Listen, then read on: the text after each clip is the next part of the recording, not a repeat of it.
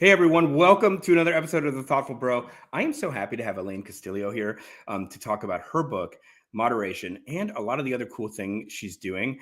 I have so much to get into with her. I think this book is totally explosive and relevant and just sort of unlike any book I've read in a long time, and I can't wait to tell you why. But first, we are live streaming on A Mighty Blaze on Facebook and YouTube, and The Thoughtful Bro is here as always on Tuesdays at 2 to talk about what makes great books tick, what makes great authors tick.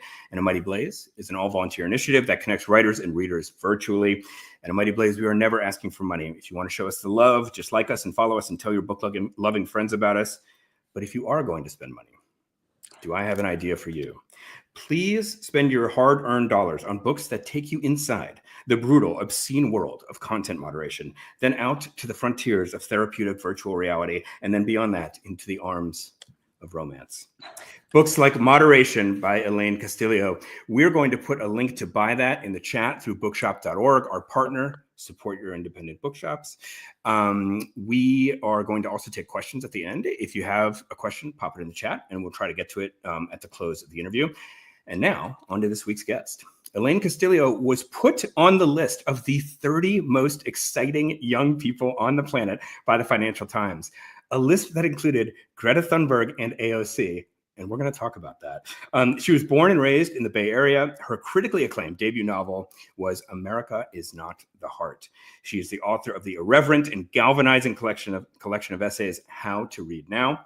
Her new novel, Moderation, has been hailed by The New Yorker as one of the best books of the year so far. And the Washington Post said in its review of Moderation that it is written, quote, in hurtling prose that fires off provocative insights on almost every page.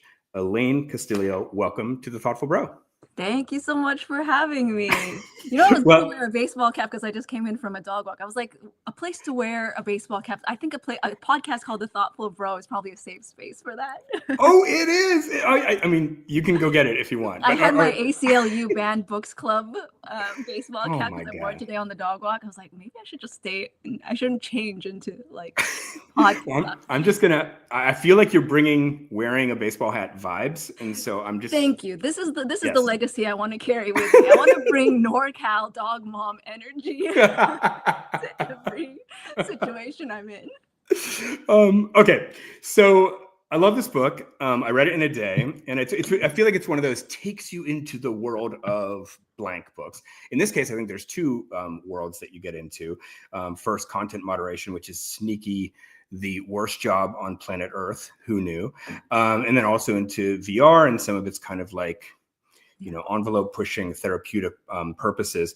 But I just can't help but start the interview talking about this 30 most exciting people in the world thing. I feel like I am also one of the most exciting people in the world now, just talking to you. I feel like I'm being brought into your aura of excitement. But on that list, AOC, Greta Thunberg, also the novelist Ocean Vuong is on that list. Oh, yeah, right. There's a band called Let's Eat Grandma that I love that was on that list. I just think it's amazing. And I guess my question to you is, how did you do it? How did you get on that list? You were just radiating excitement. I genuinely don't know. I think it was it must have been.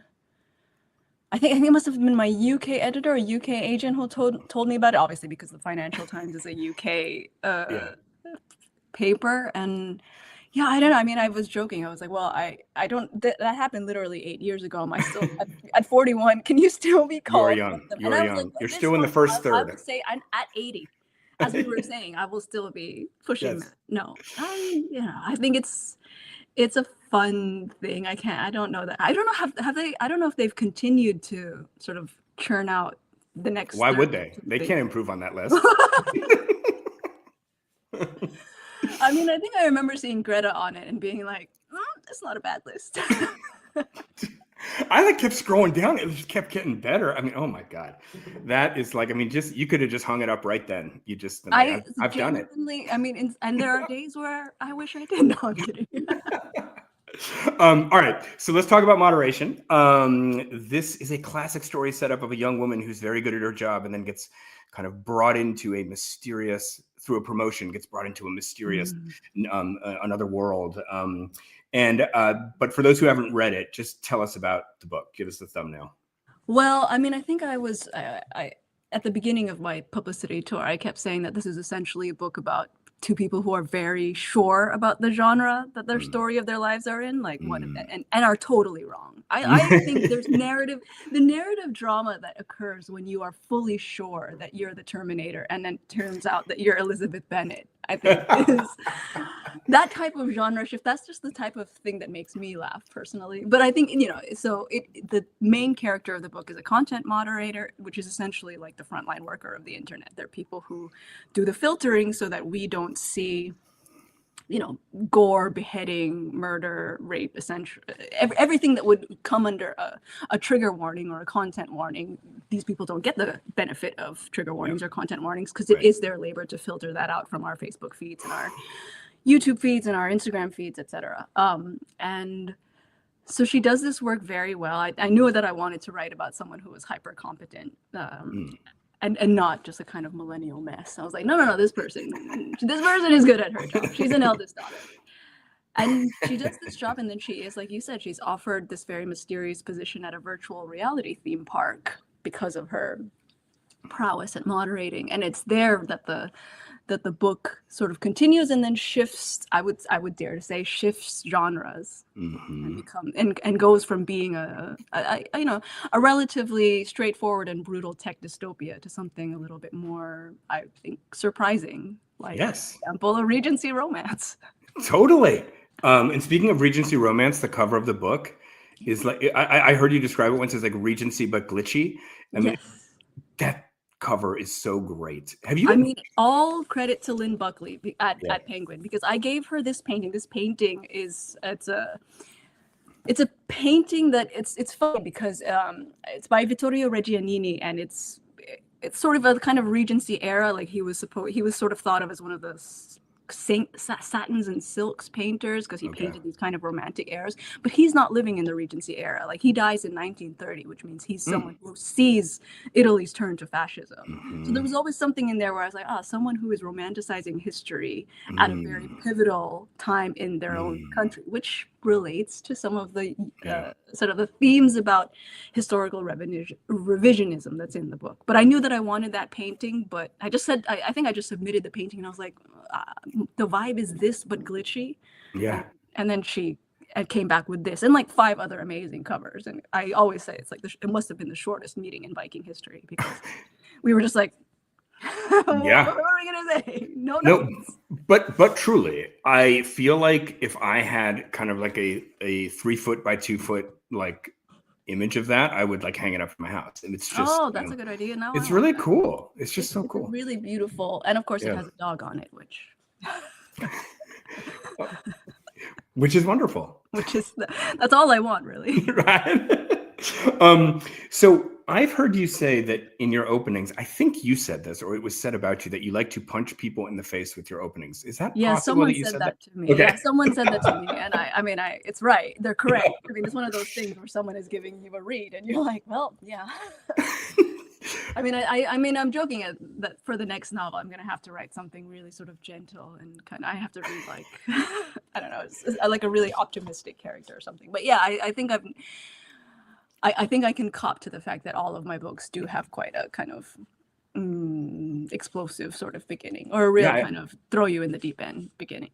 Yeah, I think your debut began with like a father throwing a chair at a girl. Like, yeah. I think that is. I think maybe a little punch in the facey. A big punch in the facey for sure.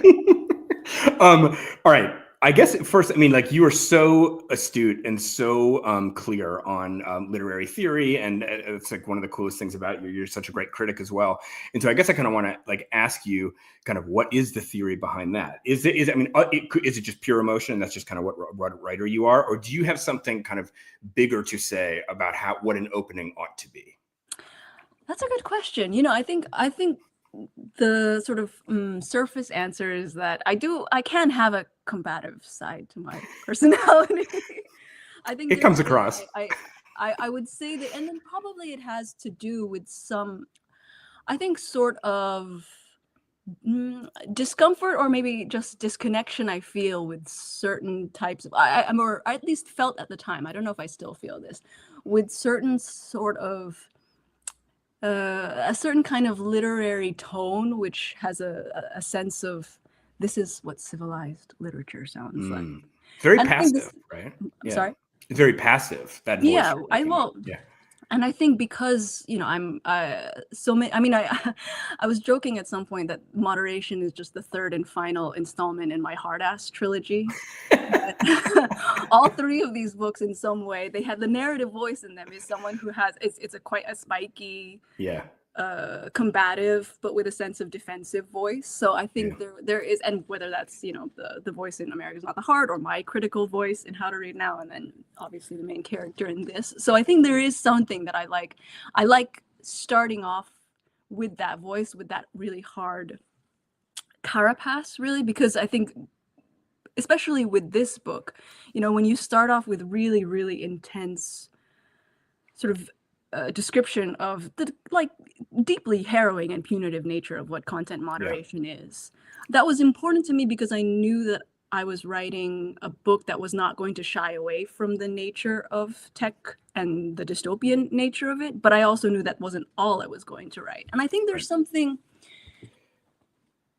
I think the combination of genre for me is almost, it's a question. I mean, it's a pleasure for craft, it's a pleasure aesthetically, but I think it is also an ethical question or even an emotional question, where I think the division between sort of like what a tech dystopia is and what a romance is. It's like, well, a romance should just be gentle, or a romance is, my partner is really into romance. So I've watched a lot of Netflix romances where every protagonist is like a small town baker or something. It's like, and I thought, well, why not a content moderator, someone who does this job?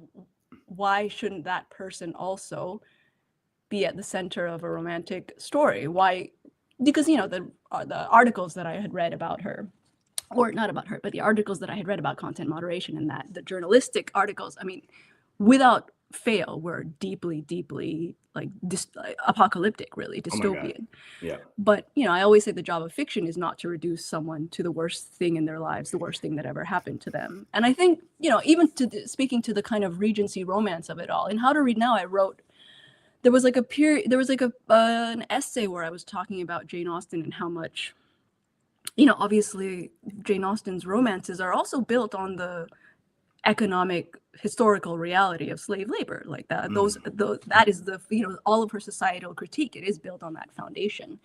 And I think around that time I was like, if I wrote a Jane Austen novel, what or what kind of Regency romance would I write? Yeah. And I think that's sort of how I think that's the reason for this opening, at least in this book, is that you had to set the foundation for what this romance is going to be built on, Yeah. And I think that's for me is sort of the most interesting part of thinking about, well, in our collective imagination, a romance is also about who gets to be portrayed as worthy of love, So I think those are that's the kind of why that kind of friction at the beginning is so important to me as an author.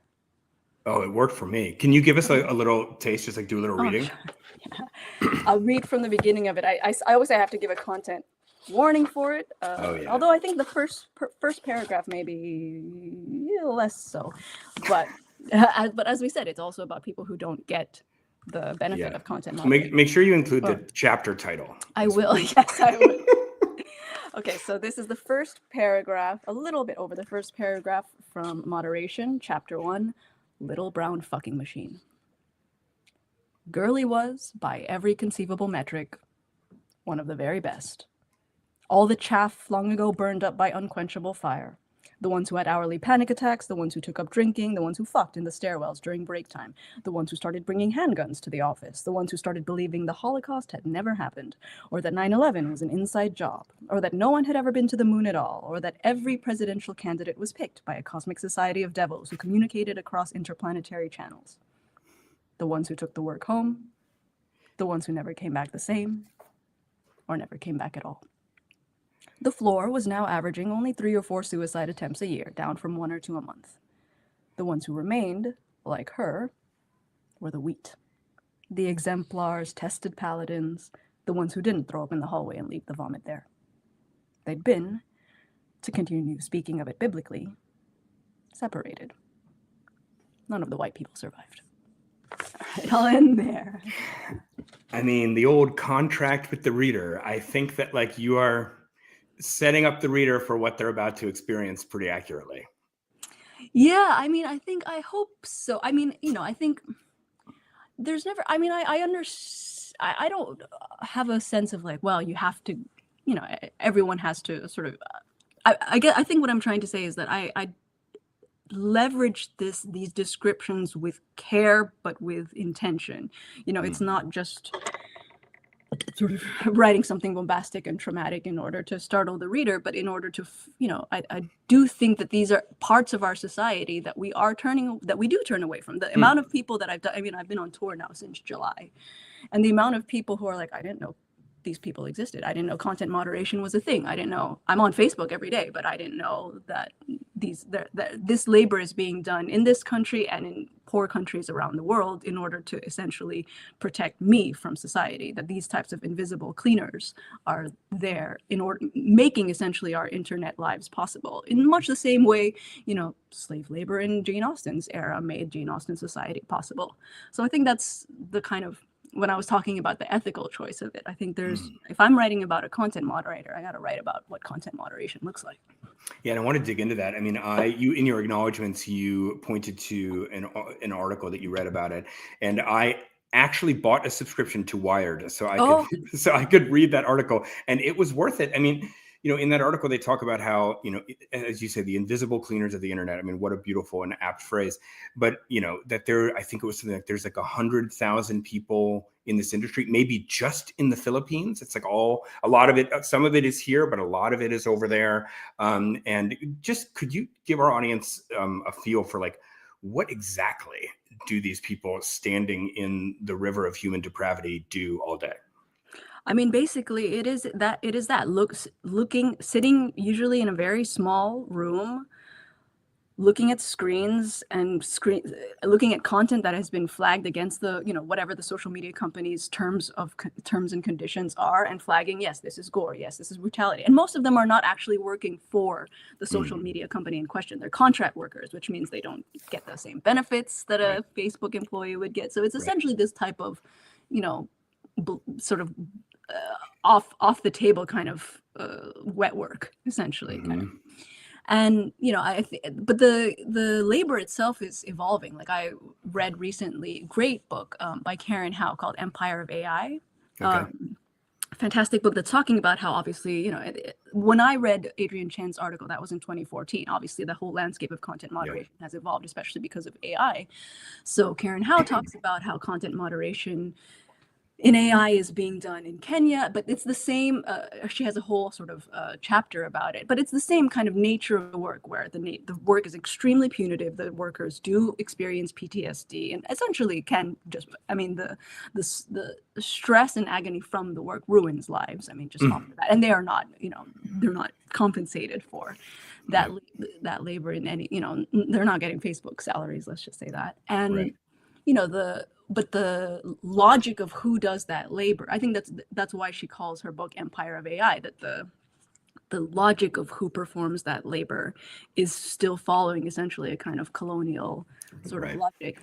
There are people who provide resources, and she's using this also as a metaphor for how AI scrapes artists' works and resources, natural resources throughout the world. But that there are people who do labor and whose resources are exploited and extracted in order to serve a society that they don't get to take part in, or whose benefits they don't get to take part in. Hi, Bubba. Came up. Anyway, just really, I am definitely among those people who would have come up to you and been like, I didn't know that this industry existed. And when you stop and think for a second, you're like, of course it exists. I mean, maybe just like somebody who was in, 1823 London and who is like, wearing a cotton shirt, is just like, I never thought about where this shirt was made. But that's part of what literature is for, to kind of expose those things. I did very much feel like I was so glad that you wrote this, but it felt like this is a story that needs to be told, Oh, thank you. Is that like why you wanted to do it, by the way? Did you feel like, I mean, I imagine you were sort of probably emotionally moved in some way by that article, but like, did you feel like also that thing, like people need to know about this?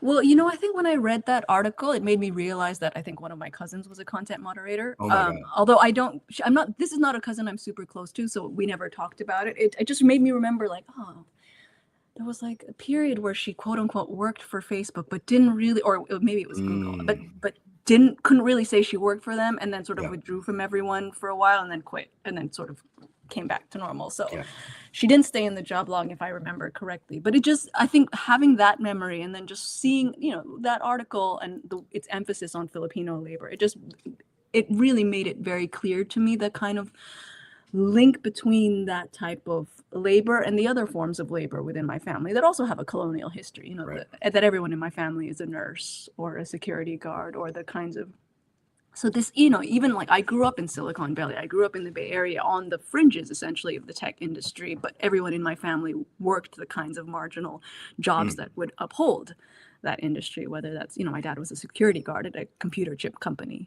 So I think it was seeing the links between content moderation sort of being the new nursing in a way.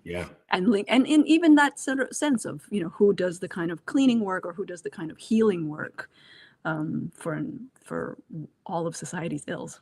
Yeah, just kind of a dystopian upstairs, downstairs. I think I heard you describe it that way once. But the book does take a more positive turn, not only toward, romance and love, but also towards VR. And I have to say, like, I'm going to be careful not to do any spoilers here, but I would just say that, like, I was surprised at how the VR aspect of the book was not as dystopian as some of the earlier stuff. And so I just want to, ask you about that. I mean, this book is about, in large part, VR as therapy. And it's just like, it's an astonishing new field that is doing actually a lot of great work. And maybe, some underbelly and there's some kind of unintended consequences of it too. But I mean, I think overall it's sort of at least interesting, if not sort of positive story, what's going on in VR therapy. So I wanted to kind of give you the floor to talk about that. Yeah, I mean, I think I knew when I was writing about, I mean, at some point someone was like, "Ooh, is this your tech novel?" And I was like, listen. For me, I always thought of it as a book about labor because I was thinking about the links between content moderation and other forms of Filipino labor. But I think, I grew up as a Star Trek person. I grew up Terminator, one of the epigraphs from the book is Terminator 2. So I don't have the full technophobe gene in me. I grew up with the holodeck, which is early VR, really. So I think there was a sense where I knew that I didn't just want to go the easy route of here's a tech dystopia. All technology is bad and evil, and because that's, well, for one thing, it's bad writing. And if you want tech dystopia, you can go to the New York Times at literally any moment of any day, and it will be provided, or a White House press conference. Like they're all there. But I think so when I was doing the research on content moderation, at the same time I was doing research on, because I knew I wanted to take content moderation out of the sort of social media content moderation and start to write something a little bit more speculative, like closer to sci-fi. So I was sort of imagining what sort of future content moderation could be and started thinking about virtual reality. So then, I was doing research about virtual reality, and in that research found articles and then later a book about virtual reality therapy. So virtual reality therapy being used in the clinical space, being used for chronic pain, being used for PTSD, being used in ways that seemed to alleviate people's pain in ways that were exciting and new and potentially less addictive than, for example, opioids. So, there was that element that I found really fascinating, and sort of I knew that I wanted that to be a contrast to the, more dystopian kind of nature of the tech industry and the tech companies that are portrayed in the book as, also being sort of colluding with the far right and everything. And I think it's because, going back to Karen Howe's book, for example, when she talks about AI, she's, talking about ultimately, I mean, for me, the problem is not tech. The problem is tech's collusion and bending the knee to capitalism and the far right. And I think Karen Howe talks about that when she talks about how this Maori community. Oh, are you okay? Yeah, totally. This Maori community in New Zealand was essentially using AI for essentially language preservation, and so everyone was sort of contributing to the AI, essentially like large language model, but with consent. So everybody was contributing to the essentially program, but was also benefiting from it. So that's an example of how AI is not necessarily, how AI when it can benefit a community and is community owned, and can be something other than value extraction and exploitation. So I think that was part of how I wanted to think about how tech worked in this book. Also because I think when I'm writing characters who have secrets and who have complicated relationships with the companies that they work for and with the visions that they work for. And I think for the kind of encounter between the kind of visionary idealists sort of hope of technology as a source of good and its encounter with capitalism, its encounter with exploitation. I think that's a tale as old as time. But I think thinking about these kind of warring visions of technology was, I think, core to thinking about the characters and building that world. What do you think is the most positive and exciting thing about VR right now? I mean, I think there's something to be said neurologically about how that type of immersion works on us. I mean, we ourselves don't completely understand how our brains work and how pain works inside of our bodies. And I think for people who have treatment-resistant depression, or for people who've had experiences with talk therapy but perhaps have reached the end of the road for that, I think thinking about how something that works on our essentially kind of perception as a form of therapy. I mean, that's what it's called in the book, is a kind of the physicians that, or the physician that is in the book, the physician character, that it can work as a perception modifier. And then, how that might be exploited by someone who's by a company who wants to modify the perception, let's say, of its users. I think these are the two kind of conflicts. But I think if VR therapy had been available to me at certain points in my life, I would have tried it, I think. Mm-hmm. So I think that's, so I think. Yeah, I mean, I feel like after reading this book and also like just reading a little bit more about VR therapy, I mean, I know there is some hesitation around it for some people for a lot of reasons, but I just feel like I would 100% go for it given what I know now. And like, to me, I just, again, it's another thing that I wasn't like truly aware of that you pointed out. Let me just go dystopian with you for like 1 second though. For those who want the legacy media tech dystopia version, what is the most terrifying thing about this kind of VR technology now? Oh, see, I don't think that what's terrifying is the VR technology per se itself. I think for me, what has always been terrifying, and I say this as someone who grew up with the T-800 from Terminator 2 as her maternal role model, so that there's a line in that's definitely autobiographical. That I've never been scared of the robots. What I'm scared of is that the forces of capitalism will crush us so profoundly that we will give up our own humanity, our critical thinking, and our willingness to be present and active in the world to experience a crumb of serotonin. And I think that's, the kinds of, cognitive offloading is a thing that has existed forever. I mean, a calculator is cognitive offloading. It's just saying, hey, I don't want to do this large calculation. Can you do this for me? And I mean, I use a calculator every day, so I'm no stranger to the benefits of cognitive offloading. But I think in a time where we're experiencing the levels of, I think, capitalist exploitation that we experience, to then seek out the kind of momentary comfort that a tech corporation might offer, all while benefiting from our misery, and both from our misery and from our momentary comfort. That's what scares me. I think and also like making us miserable in order to then make us feel good again. Yeah, precisely. Yeah, exactly. So I think that's, I've never been scared of robots. I'm scared that people will willingly become robots in order to flee the feelings that late stage capitalism engenders in us. Yeah.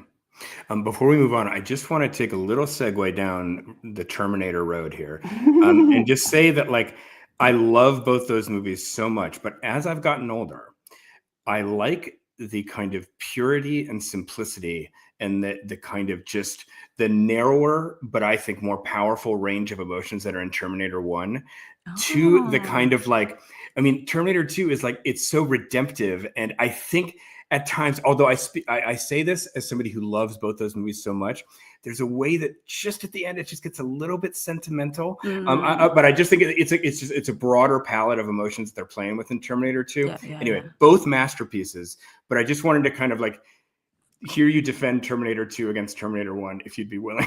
I haven't watched Terminator 1 in a really long time, so I feel. I mean, Terminator 1 has a better German Shepherd in it. I think that would ultimately be my argument, is that James Cameron put his own German Shepherd in Terminator 1, and facts, I would do that myself. I mean, so that would be my main argument for Terminator 1. What did I? There was like what did I recently see that gave me the vibe of Terminator? Oh God, now it's gonna annoy me. Was it the recent one? I can't remember. I mean, Terminator. I saw Terminator 2 before I saw Terminator 1. So I saw Terminator 2 in the theater, so it literally imprinted on my brain like a baby. I was a baby duckling. So I think whichever Terminator you sort of see first, that could be it.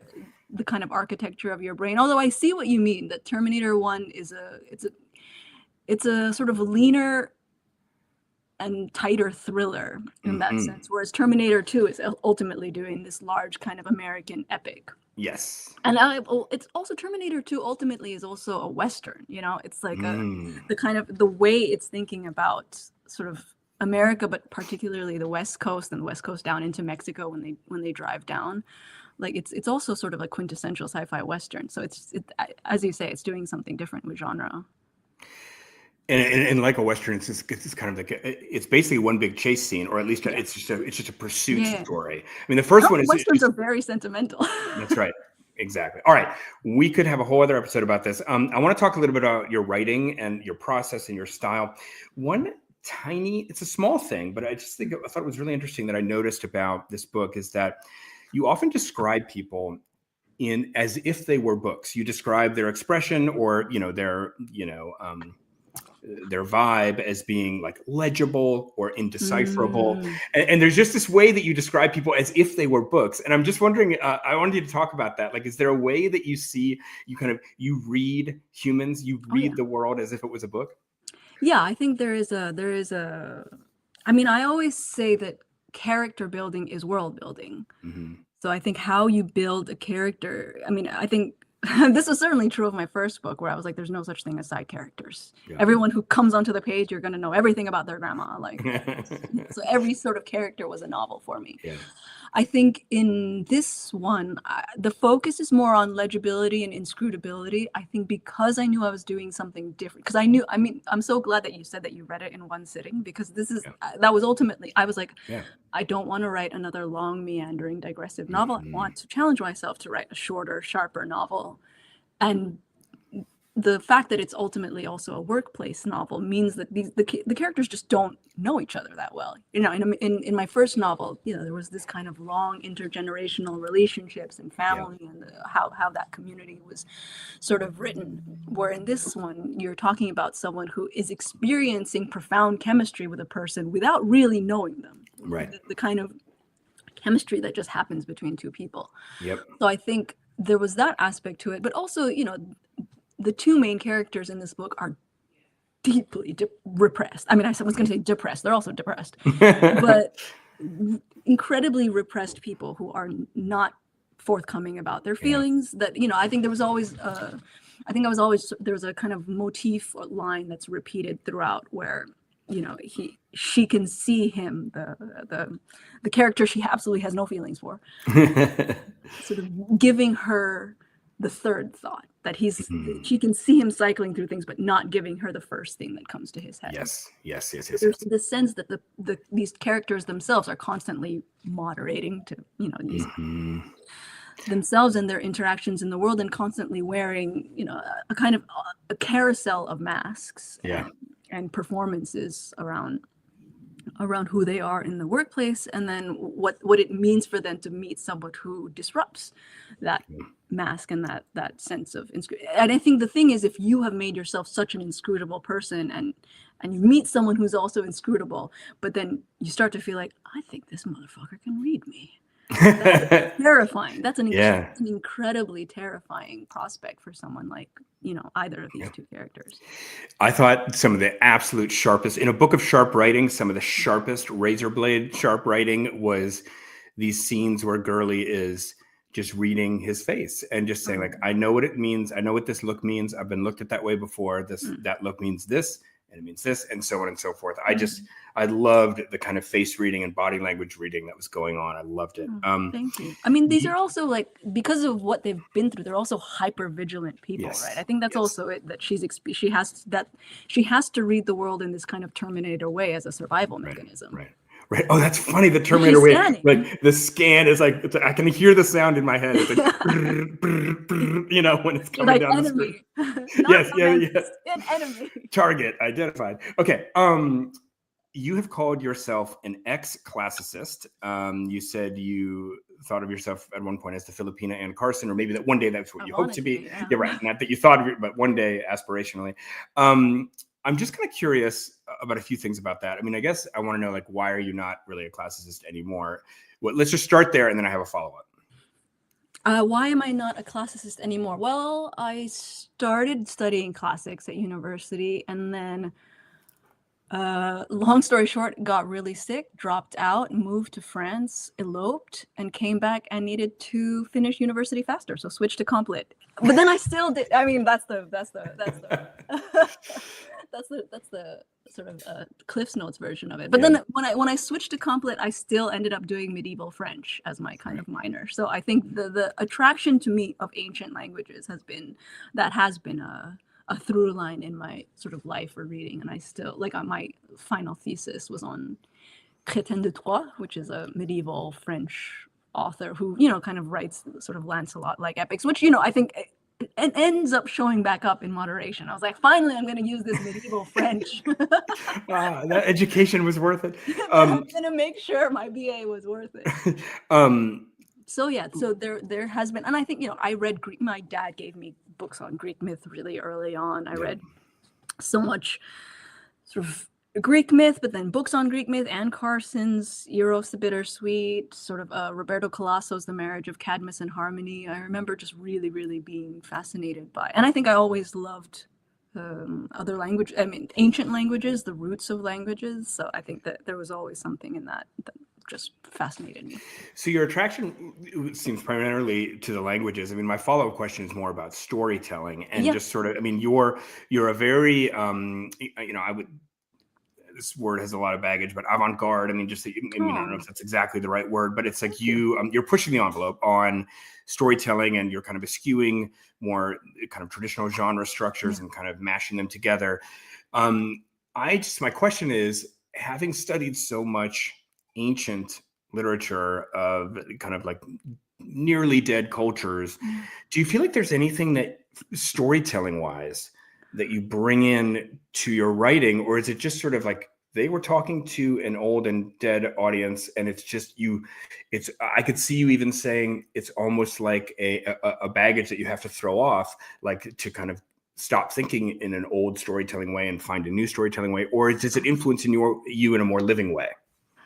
That is such a good question. I don't think anyone's asked me that question before, and I'm really happy that you asked me that, because I think it's making me realize that actually, and thank you for the compliment about writing and genres, I think it actually has influenced me because I feel that ancient literature, to me, felt more daring about genre. I mean, if you read the Iliad, which is, I mean, actually, I'm more of an Iliad person than the Odyssey because I don't like Odysseus.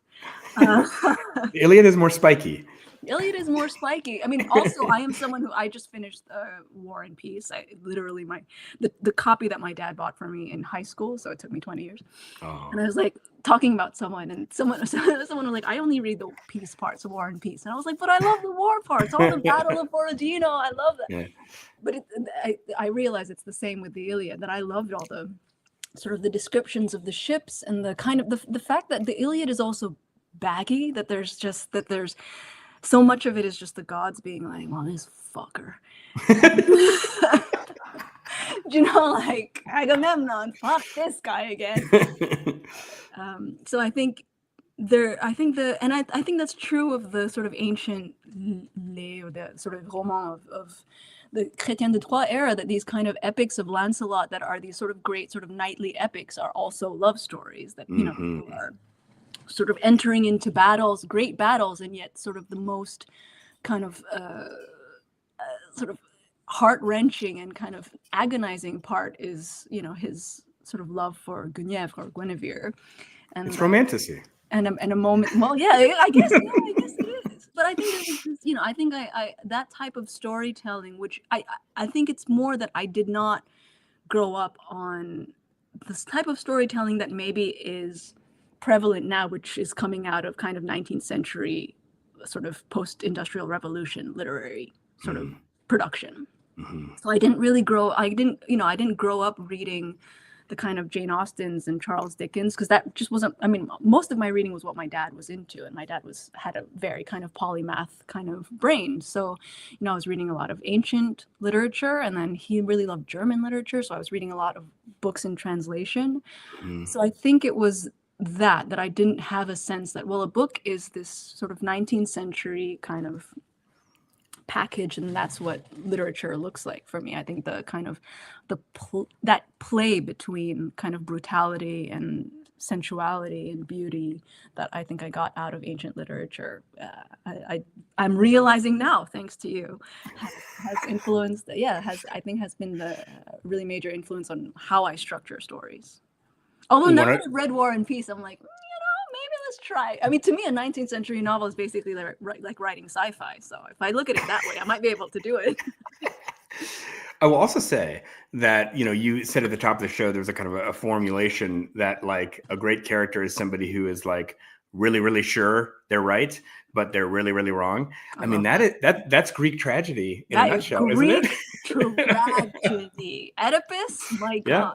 Yep. There's such a great line in a book that I love called Augusto Boal's Theater of the Oppressed, where he's talking about Oedipus at some point and the things that happen. And he was like, you know, like you would think someone who was given a prophecy that he's going to kill his dad and marry his mom would maybe be a little bit more careful around like older men and men. Just don't kill anybody. How about that?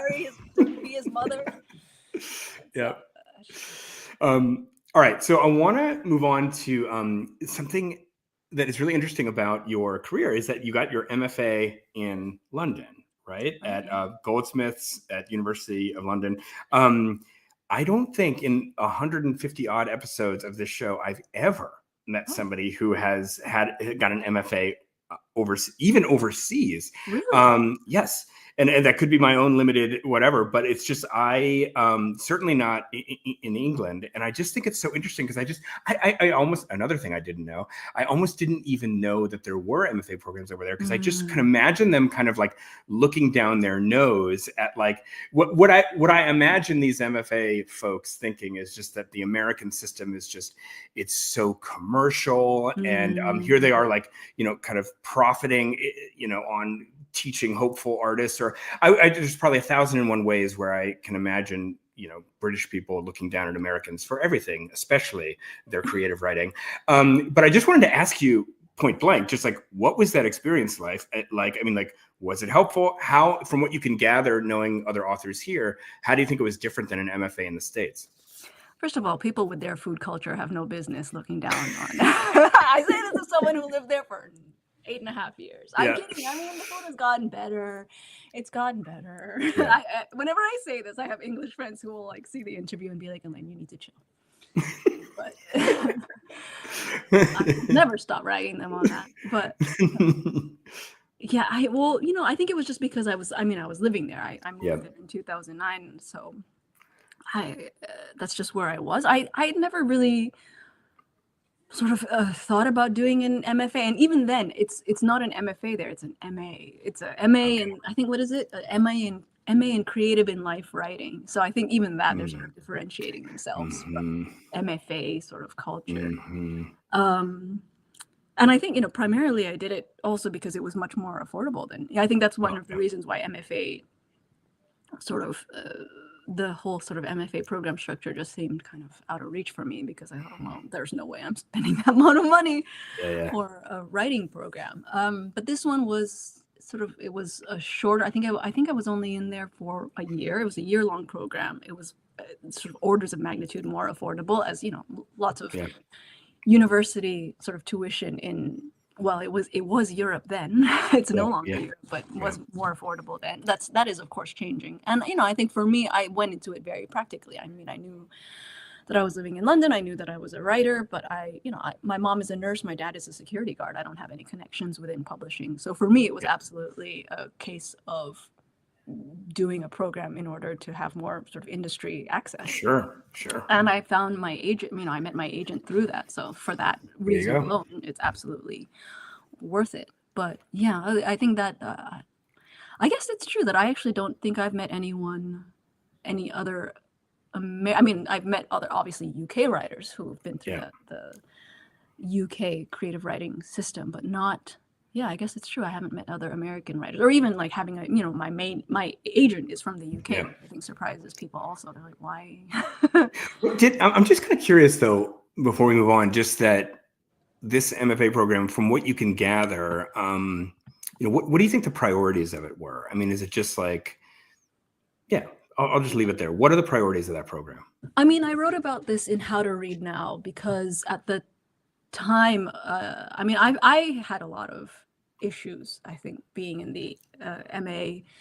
I think primarily because it seemed like I was sort of becoming the angry brown girl in class. And this is the kind of thing, if you're I, as an American, think I'm quite a quiet, retiring type of person. It's only living in England that I realize I'm sort of a loud, opinionated American. This is a thing about being decontextualized also. But I think it was this kind of like cliche, the kind of cliche that goes around sort of writing programs that purport to be apolitical, that we're just sort of reading and analyzing on the sentence level. And then you would read work and you'd be like, okay, on the sentence level, this is racist. On the sentence level, you don't think Mexicans are human. So I don't. So I think there was that sense where I felt that the rigor around critical analysis and literary criticism was, frankly, lacking. There was even a point, I think there was a Henry James novella that we were assigned to read, but then when we came in, I had not read this novella before, and I was like sort of blown away by it and really excited to come talk about it and do the whole literary analysis. And then like we came in the next day and the professor was just sort of like, so it's okay if you didn't read because God, his sentences are so long and boring, right? I was like, that's what the professor is telling us. You don't even want to, you don't even want to sort of encourage reading in your own students. So I think there was, but then I wrote, a whole book about reading and literary culture and how we come to read and some of the shortcomings that come out of a reading culture that sort of purports to prioritize just good writing without sort of doing any deeper analysis about the kind of sort of societal factors that constitute what someone might think of as good writing. So I think I'm glad that I went for the kind of practical reasons that I stated, but I also have issues with that. How to Read Now, widely praised as galvanizing, irreverent, all the things. There's a picture of a bomb on the front, so certainly it's. That was also one take. The nine, I think. I just maybe there's just something about. I think this is a compliment, an strange and obscure compliment, but it's like your writing is just so clearly makes people feel a certain way, then it's just easy to come up with a cover, because it's like, I know how this book makes me feel. It's like a bomb is about to go off. I mean, we just look at that cover and we were like, there you go. No notes. But the one question I guess I have about that, because we are running out of time, is like, so the book is called How to Read Now, but I want to change that to why to write now. So why do you do this? You who has like such an amazing, insightful vision of the literary landscape, and you're writing novels. Tell me about the state of the novel and the role that the novel has, and kind of what excites you most about the power of the novel in our culture. That's a really good question. I mean, I think, when I started writing this novel, I just come out of How to Read Now. So I was in a very kind of critical thinking space. Everything was sort of, I was coming at things from a very sort of like, here's this thing that's wrong with, however we, how we think about Joan Didion or whatever. And then here unfurling my mind about, Joan Didion or Peter Handke or California writing or whatever. Yeah. From a position, I would say when I was writing that book, from a position of I would say clarity and conviction, in a way that I'm proud of, I will say. But, when I was writing this book, well, first of all, when I was writing this book, there was like 100-page digression on the St. Louis Fair. My editors were like, "You're still in essay mode. We see that." Like, you're right. That's in a different book. But there was a feeling that I really cherish in fiction. And I have been saying that I don't actually want to go back to nonfiction. I feel like I'm done with nonfiction. That I really cherish, which is this feeling of at any moment I could be wrong. This feeling of uncertainty, this feeling of having to move through these spaces of unknowing, which I'm not saying that that the opposite is true for every nonfiction writer. I think there are better nonfiction writers who can activate that space within them when they write nonfiction. But when I write critical thinking and when I write critically, I'm like, hello, I'm a Virgo. Here are all the things I'm right about.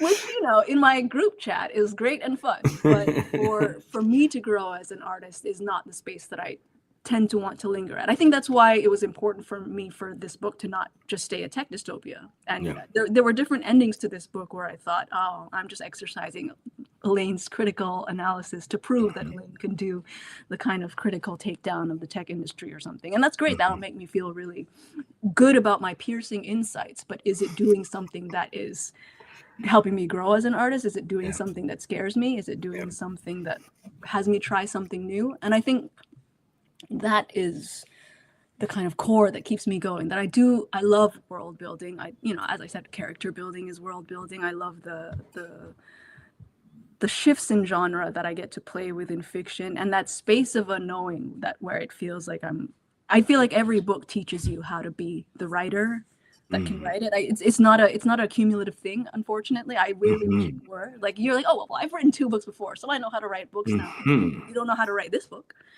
So every single book is that. But I think, to your other point about state of the novel and the importance of writing, I think,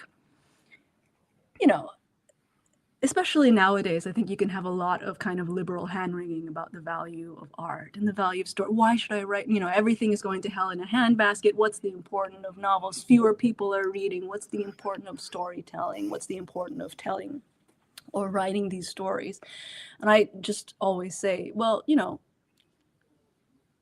fascism is using storytelling.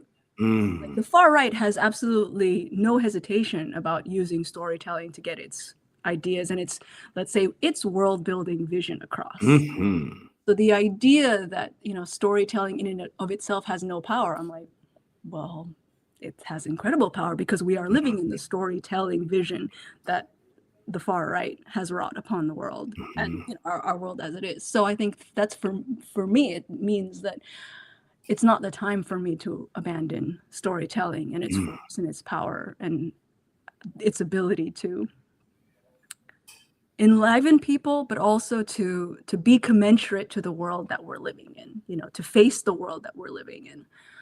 I think that's, for me, I don't have any issues with people using sort of art or whatever, or drama or TV shows to escape the world. I mean, that's it's valid, and there are days also where I'm like, nope, I want to watch a super violent sort of Korean gangster drama. That's my form of escapism, which Terminator 2.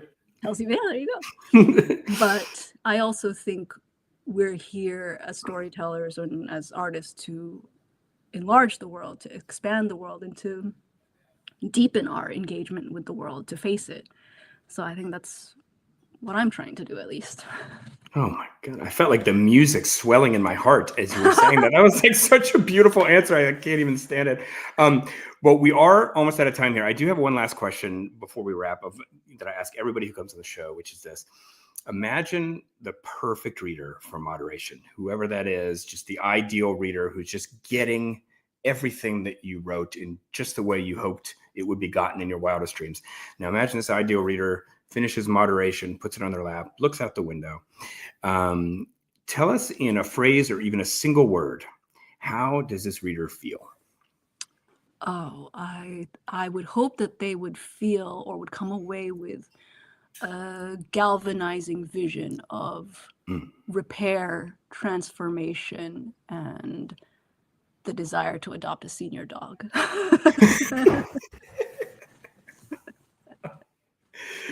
And also, that is wonderful. It's just, I mean, it does kind of feel like you're being shot out of a cannon with this book, kind of over and over again. Anyway, Elaine, this was so great.